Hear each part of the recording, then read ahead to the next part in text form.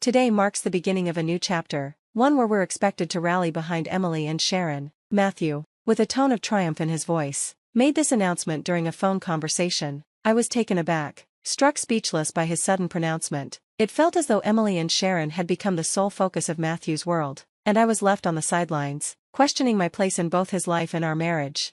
Trying to regain some control, I forced a cheerful tone to inform him that their packages had arrived. I also mentioned, almost offhandedly, that I had moved into a new place, a statement that left Matthew momentarily silent. My name is Elizabeth, and I'm a 45-year-old sales professional at a well-established firm. My work is demanding but rewarding, and I've built strong, lasting relationships with my clients. Outside of work, life is relatively quiet. Weekends are usually spent alone at home, with Matthew being my closest family. My parents are no longer with us, and although my in-laws live nearby, we rarely interact.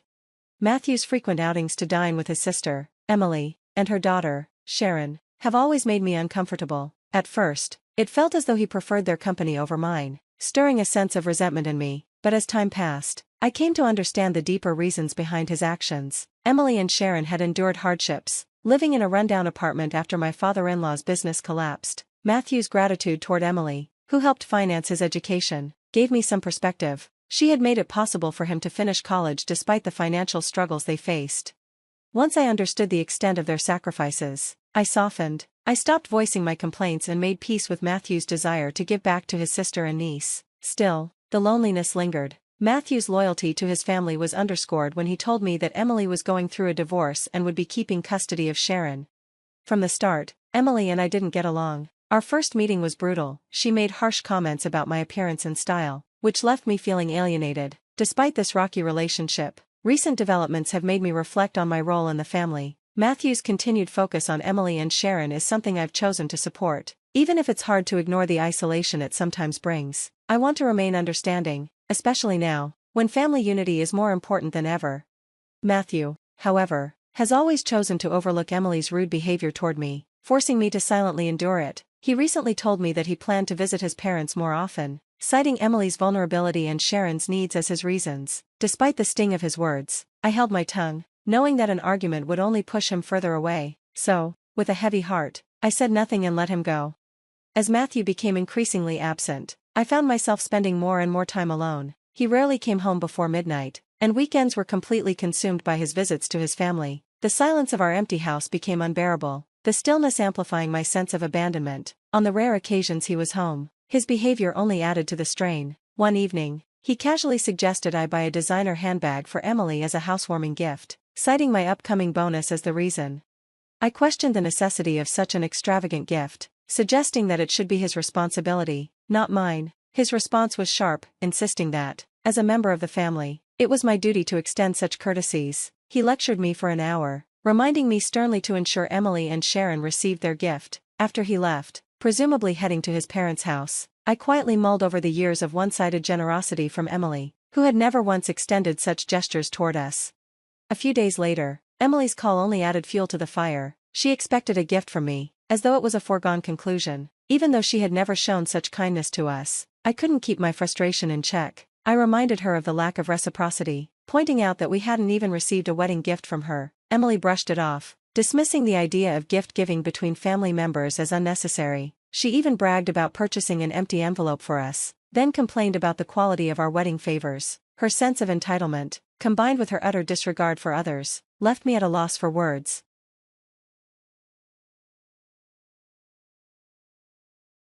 Emily's audacity at our wedding was infuriating. Her brazen attitude, combined with her complaints about the lack of more expensive gifts, left me fuming. Her final remark revealed just how little she thought of me. As if I were the lowest rung on the family ladder, someone expected to cater to her whims without question. This moment underscored the deep imbalance in our family dynamics, and I was left grappling with the harsh reality of my role, nothing more than a marital accessory, pressured to meet demands I never agreed to. I was still reeling from her audacity when Sharon jumped in, demanding that I buy her a bag from an exclusive Fifth Avenue store. She hung up with a dismissive laugh, leaving me stunned and frustrated. How had I become the target of such unreasonable demands? Why was I the one burdened with this, just because I was married to Matthew? As if to escape from their demands, I tried to shift my focus, but the situation at home was rapidly worsening. Matthew's visits became even more infrequent, and on the rare occasions he did return, I noticed he was taking money from my wallet, When I confronted him, he brushed it off, saying that since I didn't go out much, I wouldn't need it. He claimed he was using the money for something important. His disregard for both my feelings and my finances left me drained and disillusioned. Then, one day, a mover showed up at our door with boxes, saying he was there to pick up items for Matthew. Confused, I tried to explain there must have been some mistake, but the mover insisted he had orders directly from Matthew. I called Matthew, only to overhear Emily and Sharon laughing in the background. His response was nothing short of shocking. He told me that the belongings were for Emily and Sharon, and from now on, we were going to support them. He dismissed my feelings entirely, and Emily eagerly welcomed me to this new arrangement, casually suggesting that I should be happy to look after Sharon, especially since we had no children of our own. Sharon's response stung just as much. She was embarrassed at the thought of being associated with me. Matthew's unilateral decision left me in a state of shock, and the lack of consideration for my emotions made me question the foundation of our marriage. Then, Matthew made matters worse by casually mentioning that more of Emily and Sharon's things, along with new furniture, would be arriving soon. We'd need to get everything set up before their arrival, while they stayed at their parents' house, leaving me to deal with the mess alone. Emily's laughter at the thought of me handling everything by myself was the breaking point. The disrespect and lack of empathy from Matthew and his family were undeniable. I found myself wondering how much longer I could remain in a marriage where I was an afterthought, expected to support and accommodate people who showed no appreciation for my well-being. Sharon's brash demand that I handle her belongings with care pushed me to the edge, and with a sharp, "All right," I ended the call. My frustration gave way to a resolve I hadn't felt before. As soon as I hung up, I knew things had to change. 2 weeks later, Matthew called, his voice tinged with curiosity. He asked if I had sorted out the extra luggage and whether everything had been organized. With a false sweetness in my voice, I told him, yes, everything arrived, and I've moved into a new place. The shock in his silence was palpable. When the movers arrived with Emily and Sharon's things, I wasted no time. I rushed to a local real estate agency, determined to find somewhere to live. The initial process was slow, with concerns about moving in and renovations, but my persistence paid off. I found a women-only shared residence with secure entry, shared amenities, and utilities included, perfect for my needs. The place even had a cleaning service and furnished rooms, making it ideal. After viewing it, I quickly secured the last available room. I knew in that moment that I had made the right decision. The new apartment felt like freedom, a fresh start. When I told Matthew over the phone, his reaction was one of pure shock. He couldn't comprehend why I would leave. He insisted that, as a married couple, my actions were absurd and demanded I apologize and return home immediately. In the background, I could hear Emily and Sharon's panicked voices, their anger adding to the chaos of the moment. Matthew tried to regain control by threatening me with the consequences of a divorce, implying that I would struggle to find anyone else because of my age and appearance. His cruel words were meant to demean me, but instead, they only solidified my resolve. Then, with a calmness I hadn't expected from myself, I dropped the bombshell. I confronted Matthew with the knowledge of his affair, catching him completely off guard. His flustered response confirmed what I had long suspected, and I could see that he had underestimated me. Despite his betrayal and the disrespect from both him and his family, I stood my ground. I reminded them all that I was strong, independent, and that I would no longer tolerate their toxic behavior. Moving out wasn't just an escape from their demands, it was my way of reclaiming my dignity and taking control of my life. I told Matthew that I had hired a private investigator. His frequent absences had raised suspicions, and I wanted the truth. It only took 5 days for the investigator to confirm what I already knew. Matthew had been seeing his mistress regularly, after work. The dinners he claimed were with Emily and Sharon were just a cover for his rendezvous. The investigator had documented the affair with photos, capturing intimate moments between them. I couldn't help but reveal this evidence, mixing amusement with disbelief. The images spoke for themselves, and it was clear that the money Matthew had been taking from my wallet was funding his escapades. With the proof in hand, I made the decision to divorce him. I informed Matthew that I would be seeking alimony from him, and potentially from his mistress as well. I made it clear that I would be sending certified letters to both Matthew and his mistress, informing their colleagues about the affair. When I showed the evidence to a lawyer, even they were surprised by the strength of my case.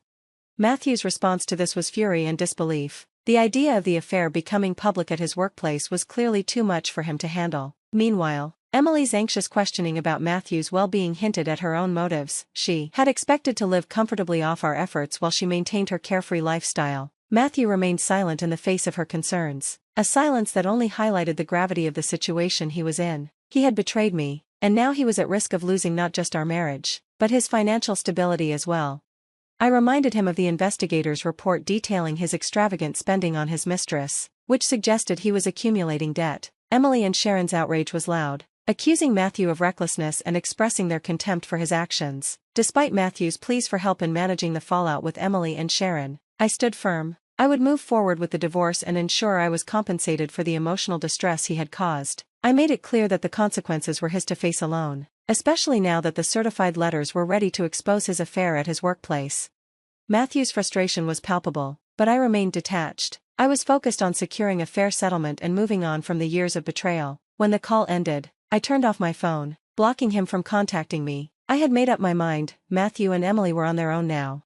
The divorce became inevitable, especially when Matthew hesitated, trying to hold on to the lifestyle we had enjoyed as a dual-income couple. He realized that maintaining the same standard of living on a single income would be impossible, but armed with undeniable proof of his infidelity, I made it clear that there would be no reconciliation. I threatened legal action if he continued to resist.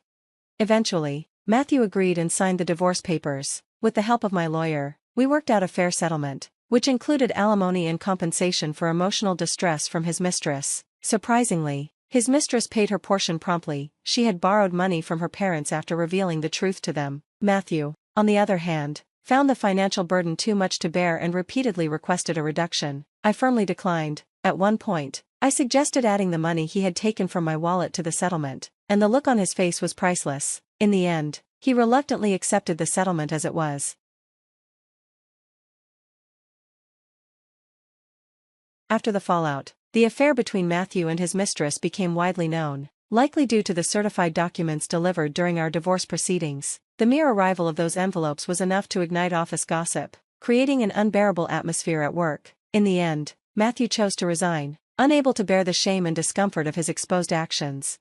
Now, Matthew finds himself struggling to secure stable employment, his age working against him. He juggles the burdens of alimony, ongoing mortgage payments, and debts accumulated from the affair by taking on temporary day labor. From time to time, he sends messages through our lawyer, filled with regret. He admits his mistakes and expresses how difficult life has become, wishing he could undo the past. Yet, despite his pleas, my path remains clear. I've moved forward, determined to rebuild my life. The pain of the past has only fueled my independence, and I'm focused on moving on.